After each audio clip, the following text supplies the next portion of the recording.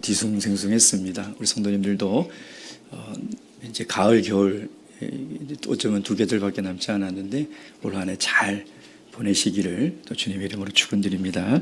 예수 그리스도의 이름으로 하나님 말씀 증거하도록 하겠습니다. 마태복음 6장 9절에서 13절까지 말씀. 9장 13절입니다. 한 목소리로 우리 봉독하도록 하겠습니다. 시작. 그러므로 너희는 이렇게 기도하라. 하늘에 계신 우리 아버지여, 이름이 거룩히 여김을 받으시오며 나라에 임하옵시오며 뜻이 하늘에서 이룬 것 같이 땅에서도 이루어지이다. 오늘날 우리에게 일용할 양식을 주옵시고 우리가 우리에게 죄 지은 자를 사하여 준 것 같이 우리 죄를 사하여 주옵시고 우리를 시험에 들게 하지 마옵시고 다만 악에서 구하옵소서. 나라와 군세와 영광이 아버지께 영원히 있사옵나이다. 아멘. 우리가 기도할 때 기도는 대상이 있는 것이라고 말씀을 드렸습니다. 그래서 우리가 기도하는 대상이 누군지를 바르게 인식하고 우리가 알고 기도하는 것이 너무나 중요합니다. 예수님께서는 우리와 기도하는 그 대상이 아버지다라고 말씀을 하고 있습니다. 그래서 첫 주님께서 가르쳐 주신 기도가 하늘에 계신 우리 아버지여. 우리가 아버지께 기도할 때에 먼저 가져야 될 것은 나와 하나님과의 관계가 아버지와 자녀의 관계라는 것이죠. 그만큼 친밀한 것입니다. 그것을 우리가 알고 기도를 해야 한다는 것입니다. 그런데 그 아버지가 어디에 계신 아버지냐면 하늘에 계신 아버지라는 것이죠. 즉 우리 아버지는 초월적 존재라는 것입니다. 우리가 기도하는 그 대상은 친밀함과 동시에 초월적 존재라는 사실을 잊지 않을 때 우리가 우리의 모든 간구와 우리의 기도를 그분께 온전히 들을 수 있다는 것입니다. 그럼 주기도문은요, 그냥 기도가 아닙니다. 주기도문은 신앙의 균형을 가질 수 있는 어쩌면 영성의 보고입니다. 정말 이 짧은 주님의 기도 안에 감춰진 하나님의 지혜가 너무나 많아서 우리가 다 이해할 수는 없지만 오늘도 성령이 우리와 함께 하셔서 이 속에 감추어진 보물 같은 영적인 교훈을 깨닫는 그런 시간이 되기를 주님의 이름으로 축원드립니다. 오늘 두 번째 하나님께 간구하는 내용이 뭐냐면 나라의 임하옵시며, 이게 두 번째 간구의 내용입니다. 나라의 임하옵시며, 이게 좀 어색하지 않습니까? 이게 고투입니다. 옛날에 우리가 썼던 말이죠. 그래서 개역 한글은 이미 나라가 임하옵시며 이렇게 번역을 하고 있습니다.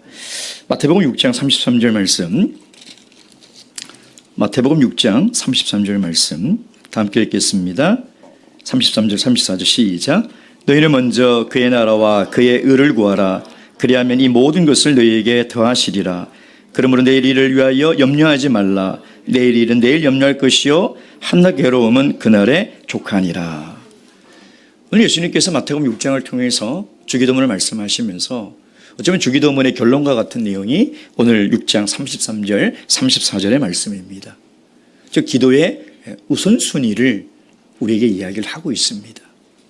왜냐하면 유대인들이 매일 드리는 그 카디시의 18번 축복이라는 기도의 내용을 보면요, 4번부터 9번까지가 일상에 대한 그 간구의 내용이 4번부터 9번까지의 기도의 내용입니다. 그리고 10번부터 16번까지가 종말론적 간구를 하는 기도죠. 그러니까 늘 유대인들은 항상 먼저 자기 일상에 대한 기도를 먼저 하고 그 다음 10번부터 16번까지 이제 종말론적인 기도를 했다는 것이에요. 근데 예수님은 제자들에게 기도를 가르치면서 그 순서를 바꾸고 있다는 거예요. 먼저 구할 것은 하나님의 나라와 하나님의 의가 먼저라는 것이죠. 유대인들에게는 굉장히 생소한 가르침이라는 것입니다. 그들은 평생 이 가지시 기도를 하면서 자기의 일상의 요구를 먼저 기도하고 그리고 종말론적 기도를 했는데 예수님은 그것을 뒤바꿔 놨다는 것이죠. 근데 주기도문 전 최의 가르침이 이것이 핵심입니다. 주기도문은 이중구조로 되어 있습니다. 전반부와 후반부. 그리고 6개의 간구로 되어 있다라고 제가 개론을 말씀드릴 때 설명을 드렸습니다. 전반부는 하나님에 대한 간구예요. 그리고 후반부는 이제 우리들을 향한 간구라는 것이죠. 즉 주기도문의 이 구절을 통해서도 예수님은 분명히 강조하는 것이 뭐냐? 우선순위를 잘 알아 먼저 기도할 것을 기도하라는 것이죠. 여러분, 왜 이렇게 예수님께서 이 기도의 우선순위를 우리에게 강조하고 있을까요? 여러분, 이것은 기도의 우선순위이기도 하지만 이 기도를 할 때마다 우리 삶의 우선순위가 무엇인지를 깨달으라는 것입니다. 여러분, 만약에 우리가 주기도문이 없다면 우리는 늘 우리의 간구를, 우리를 위한 기도를 먼저 할 거예요. 그럼 그 기도는 반드시 삶과 연결될 수밖에 없어요. 그 사람의 삶은 항상 자기가 중심이라는 것입니다. 여러분, 지금이 아니라 원래 세상은 사람들은 다 자기 중심적인 삶을 살아갑니다. 온 세상이 그렇게 살아가는 것이죠. 그래서 문제는 뭐냐면 우리 그리스도인들이 그런 세상의 자기 중심적인 가치와 문화의 영향을 받을 수밖에 없다는 거예요. 디모데후서 3장 2절 말씀 보겠습니다. 디모데후서 3장 2절 말씀. 다 함께 읽겠습니다. 3장 2절 시작. 사람들은 자기를 사랑하며 돈을 사랑하며 자긍하며 교만하며 회방하며 부모를 거역하며 감사치 아니하며 거룩하지 아니하며 언제요? 말세의 때에. 말세의 때에 우리 그리스도인들이 조심해야 될 세속적 가치와 세속적 조류가 뭐냐? 가장 먼저 조심해야 될 게 자기를 사랑하는 거예요. 세상 사람들이 이 얘기를 들으면 이해를 못합니다. 아니, 내가 제일 소중한 것이 아니냐. 내 생각이 소중하고 내 뜻이 소중하고 내 건강과 내 목숨이 소중한 것이지 그보다 소중한 것이 더 어디 있냐고 반문을 할 수 있다는 거예요. 그러나 자기를 사랑하는 것이 얼마나 무서운 죄인지 우리는 성경을 통해서 알아야 되는 거예요. 근데 문제는 이런 세속적 가치를 우리 그리스도인들이 영향을 받아 살아가고 있다는 거예요. 그 결과가 뭡니까? 우리의 기도 내용을 보면 자기를 위한 기도가 먼저예요. 자기의 이름과 자기의 나라와 자기의 안녕과 자기 가족과 자기 삶을 위한 기도가 그것이 항상 먼저 앞서 나온다는 것이죠. 그래서 우리에게 주기도문은 절대적으로 필요한 거예요. 주기도문을 할 때마다 우리의 기도의 순서를 점검해야 돼요. 나는 정말 먼저 그의 나라와 그의 의를 구하며 살아가고 있는지, 그것을 점검할 때만이 내 삶의 우선순위를 바르게 설정하며 살아갈 수 있다는 것입니다. 만화시학자들은 이 주기도문의 간구가 6개다, 7개다, 수많은 주장들과 책들이 있습니다. 근데 제가 생각할 때는 우리에겐 그건 중요한 것 같지가 않아요. 6개든 7개든. 정말 중요한 건 뭐냐면 예수님께서 먼저 구할 것이 무엇이고 나중에 구할 것이 무엇인가를 우리에게 이야기하고 있다는 거예요. 먼저 구할 것은 하나님의 나라예요. 그 이름이 거룩히 여김을 받고 하나님의 나라가 임하고 그것이 먼저 될 때 이제 우리에게 필요한 양식과 죄의 용서와 사단의 시험에서부터 건지움을 구하는 그 기도가 비로소 이루어진다는 것이죠. 즉 순서가 중요한 거예요. 삶의 우선순위가 중요한 것이. 여러분, 삶의 지혜가 어디에 있습니까? 정말 어떤 사람이 지혜로운 사람입니까? 무엇이 더 중요하고 무엇이 덜 중요한지를 분별할 줄 아는 사람이에요. 여러분, 성공하는 사람과 실패하는 사람의 차이가 어디에 있습니까? 행복한 사람과 불행한 사람의 차이가 어디에 있습니까? 지혜로운 사람과 어리석은 사람의 차이가 어디에 있습니까? 여기에 있습니다. 무엇이 더 중요하고 무엇이 덜 중요한지를 그걸 잘 분별할 줄 알아야 한다는 것이죠. 근데 우리는 대부분 더 중요한 것보다 더 급한 것을 먼저 합니다. 더 중요한 것보다 더 급한 것을 먼저 간구하고 먼저 선택하며 살아간다는 것이죠. 그래서 기도는 정말 열심히 하는데 기도를 통해서 얻는 만족과 기쁨과 평안을 누리지를 못하는 거예요. 우리의 기도의 문제가 거기에 있다는 것이죠. 여러분, 우리 삶의 우선순위와 관심사가 늘 나 중심이라면 대부분 많은 기도의 내용이 나와 가까운 가족, 친척, 나와 가까운 사람의 문제들을 먼저 기도할 거예요.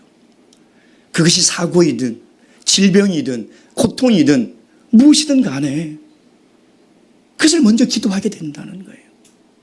물론 우리가 이런 기도가 잘못됐으니 하지 말라는 얘기가 아닙니다. 이런 기도를 해서는 안 된다 그런 얘기가 아니에요. 다만 그런 기도 때문에 정말 먼저 해야 될 그 기도가 가리워져서는 안 된다는 거예요. 우리가 먼저 기도할 내용이 다음에 기도할 내용 때문에 그것이 뒤집어져서는 안 된다는 것이죠. 먼저 하나님의 나라가 임해야 돼요. 먼저 하나님의 나라가 이루어져야 비로소 그 다음 우리의 간구의 내용을 하나님께 드려야 한다는 거죠. 이거는 기도의 순서를 얘기하는 것이 아니라 그 순서를 통해서 우리의 삶의 우선순위를 다르게 정하고 살아가라는 것이죠. 두 번째, 예수님께서 이 두 번째 간구를 통해서 우리에게 말씀하시는 것이 뭘까? 제자들이 이해하고 있는 하나님의 나라가 무엇일까? 우리 10절 다시 한번 읽겠습니다. 시작. 나라의 임하옵시며 뜻이 하늘에서 이룬 것 같이 땅에서도 이루어지이다. 나라의 임하옵시며, 이걸 원문을 그대로 직역하면 당신의 나라가 임하게 하옵소서. 그러니까 당신이라는 말이 빠졌어요. 당신의 이름이, 당신의 나라가, 당신의 뜻이, 그것이 원래 원문에는 있거든요. 근데 그것이 다 생략이 되어버렸어요. 그럼 지금 이 기도에서 제일 중요한 간구가 뭐냐면 두 번째, 하나님의 나라가 이루어지게 해달라는 이 간구가 가장 중요한 기도입니다. 여러분 생각해 보세요. 지금 왜 예수님께서 제자들에게 주기도문을 가르쳐주고 있습니까? 제자들이 먼저 가르쳐달라고 했잖아요. 예수님께서 이야기하는 하나님의 나라가 무엇인지 그 나라를 위해서 기도할 수 있도록 우리에게도 기도를 가르쳐 주시옵소서. 세례 요한도 제자들에게 하나님 나라를 위한 기도를 가르쳐 주는데, 유대인들도 하나님 나라를 위해서 기도하는데 예수님 우리에게도 하나님 나라를 위한 기도를 가르쳐 주옵소서 라는 요구가 있었기 때문에 예수님이 지금 주기도문을 가르쳐 주고 있는 거예요. 근데 지금 이 제자들은 유대인들이잖아요. 그러면 당신의 나라가 임하게 하여 주시옵소서라고 기도할 때 이 제자들이 이해하고 있는 하나님의 나라는 어떤 나라일까요? 지금 이들은 어떤 나라로 이해하며 하나님께 기도하고 있을까요? 예수님의 제자들은 유대인들이죠. 그럼 매일같이 이 카디시라는 기도를 합니다. 그럼 그 카디시 기도문에 보면 하나님의 나라에 대해서 어떻게 이야기하고 있냐면 이렇게 얘기했어요. 주여 우리의 민족을 해방시켜 주시옵고 흩어져 있는 디아스포라 유대인들을 한 곳으로 불러 모아 하나가 되게 하옵소서. 이렇게 기도하고 있어요. 즉 유대인들이 이해하는 하나님의 나라는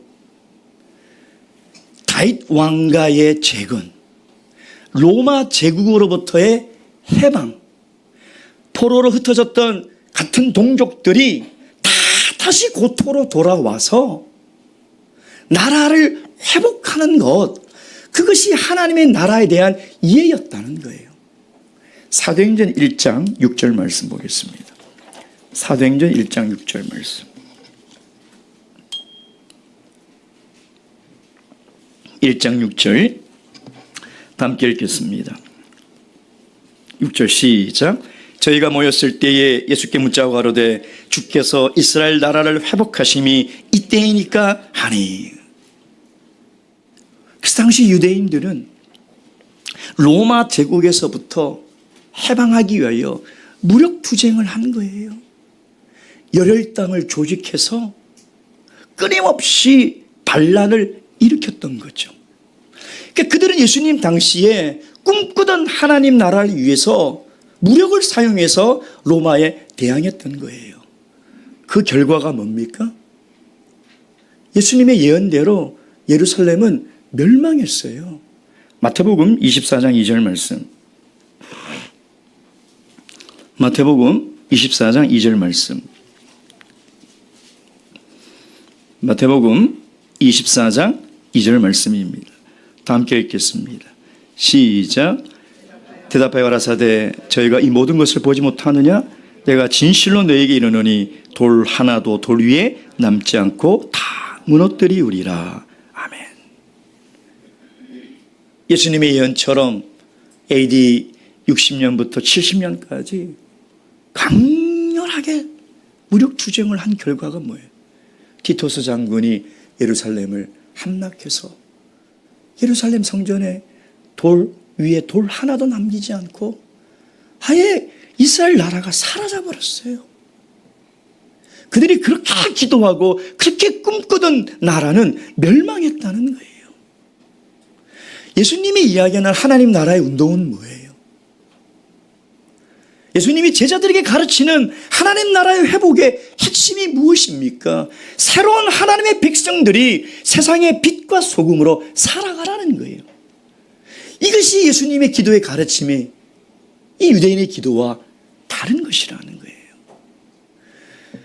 여러분, 우리가 나라에 임하옵시오며 라고 기도를 하면서도 이 하나님의 나라를 이해하지 못한다면 우린 주기도문을 엉터리로 하고 있는 거예요.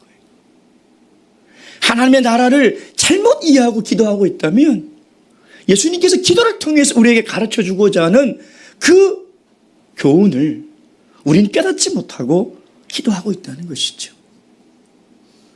그럼 세 번째, 예수님께서 말씀하시고자 하는 하나님의 나라는 어떤 나라입니까? 여러분, 성경 전체에서 흐르는 정말 중요한 주제가 하나님의 나라입니다. 하나님의 나라. 만약 우리가 하나님의 나라에 대한 개념을 바르게 이해하고 있지 못한다면 정말 예수님께서 가르쳐 주신 이 주기도문을 이해하지 못하게 되는 것이죠.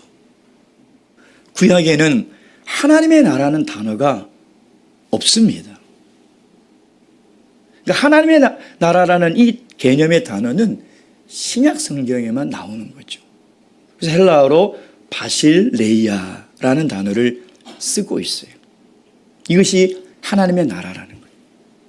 그런데 구약에는 하나님의 나라라는 단어는 없지만 그 의미는 있어요. 이사야서에도 보면 그 의미가 분명히 있어요.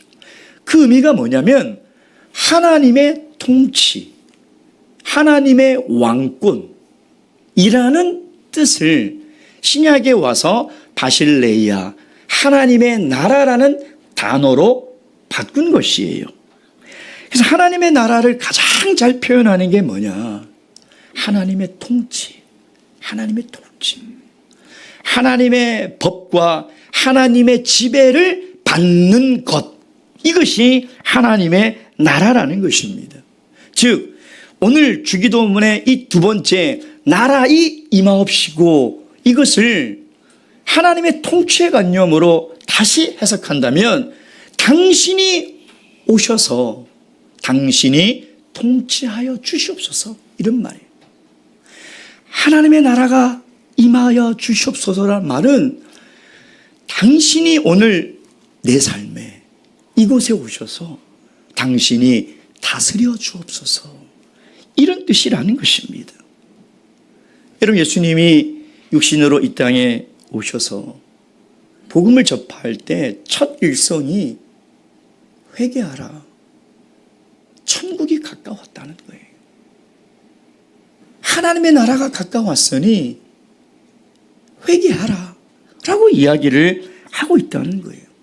그리고 지금 제자들에게 이 하나님의 나라가 임할 수 있도록 기도하라고 가르치고 있는 것이죠. 성경에서 이야기하는 하나님의 나라는 세 가지 관점으로 설명할 수 있습니다. 이걸 우리가 헷갈려서 해서는 안 돼요. 첫 번째 우리가 이해해야 될 하나님 나라는 이미 임한 하나님의 나라예요. 이미 임한 하나님의 나라. 즉 예수님께서 이 땅에 오실 때 가지고 온 하나님의 나라죠. 마태복음 12장 28절. 마태복음 12장 28절.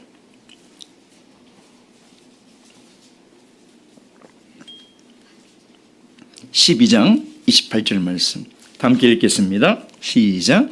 그러나 내가 하나님의 성령을 힘입어 귀신을 쫓아내는 것이며 하나님의 나라가 이미 너희에게 임하였느니라. 첫 번째 하나님의 나라는 예수님이 오실 때 이미 이 땅에 임한 하나님의 나라가 있다는 거예요. 근데 두 번째 하나님의 나라는 이미 임했지만 아직 완성되지 않은 하나님의 나라가 있다는 거예요.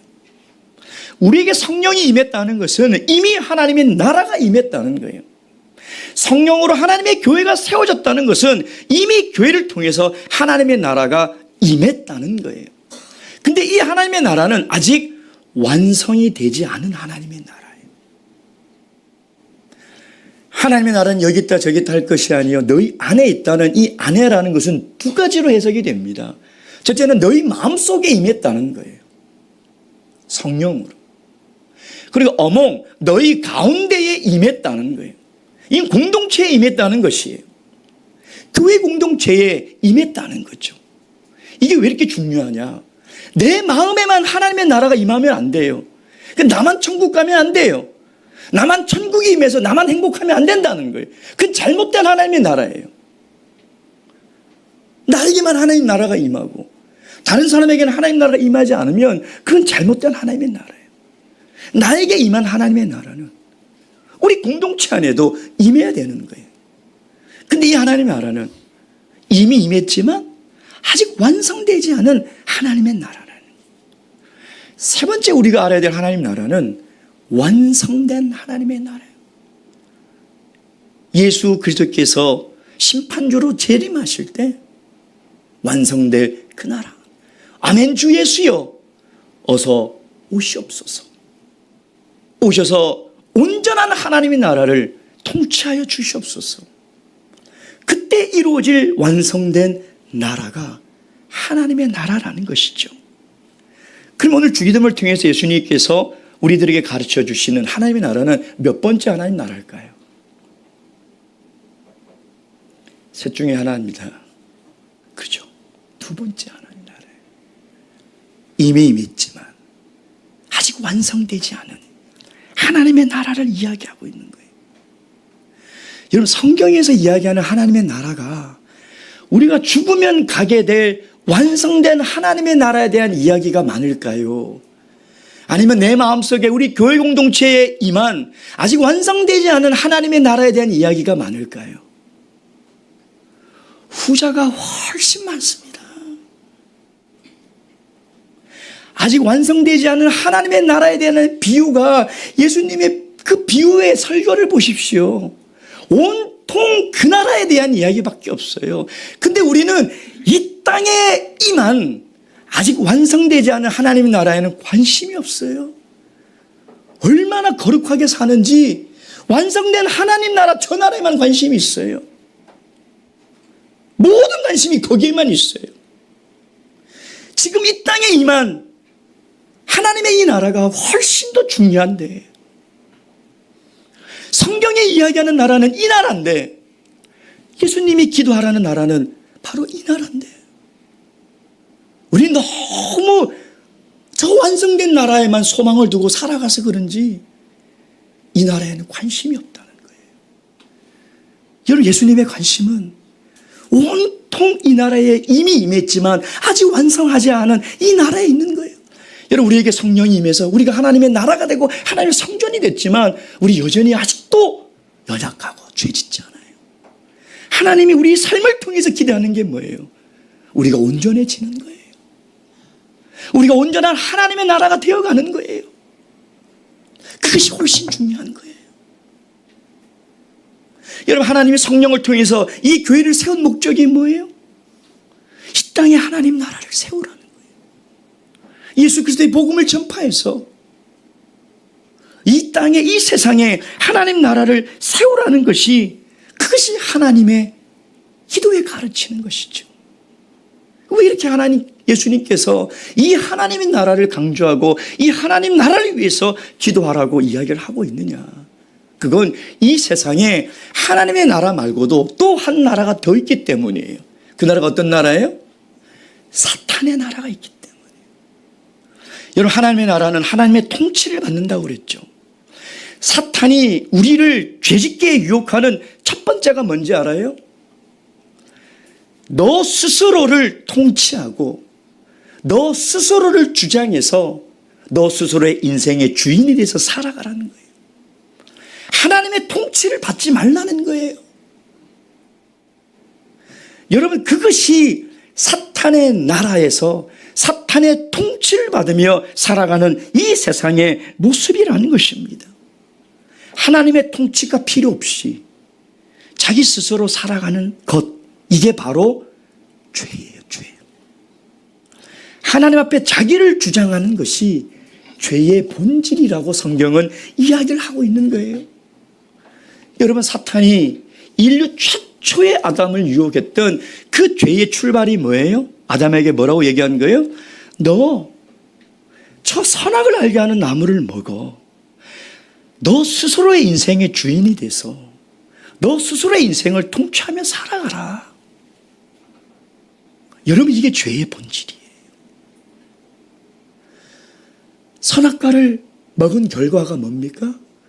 에덴 동산에서 쫓겨났죠. 하나님의 통치에서 벗어나 버린 거예요. 하나님의 통치에서 해방이 됐지만 그 결과 죄의 삭, 그 죄의 결과는 뭐예요? 사망인 거예요. 내 스스로 내 인생을 통치하고 내 인생의 주인이 돼서 다스리며 살아가겠다는 그 죄의 삭, 품삯, 그 결과, 내가 지불해야 될 그 대가가 뭐냐? 죽음이라는 거예요. 죽음. 여러분, 하나님의 통치가 없는 곳의 현실이 뭡니까? 로마서 1장 21절 23절 보겠습니다. 로마서 1장 21절 23절.